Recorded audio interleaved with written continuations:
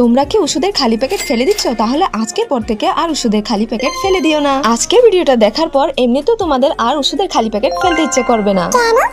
কারণ ওষুধের খালি প্যাকেট দিয়ে অনেক সুন্দর সুন্দর ক্রাফট করা যায়, যেগুলো ঘরের অনেক কাজে ব্যবহার করা হয় আর ঘরে সাজিয়ে রাখলে অনেক সুন্দর লাগে। যেমন আজকে আমি ওষুধের খালি প্যাকেট গুলা দিয়ে একটা মিনি জুয়েলারি বক্স বানাচ্ছি, যেটা উপর থেকে দেখলে মনে হবে একটা নোটবুক, আর যখন বক্সটা খোলা হবে তখন একদম মিনি জুয়েলারি বক্সের মতো লাগবে। তোমরাও যদি এমন নোটবুকের মতো দেখতে মিনি জুয়েলারি বক্স বানাতে চাও তাহলে ভিডিওটা ভালোভাবে দেখলে বুঝতে পারবে আমি কিভাবে বানাচ্ছি।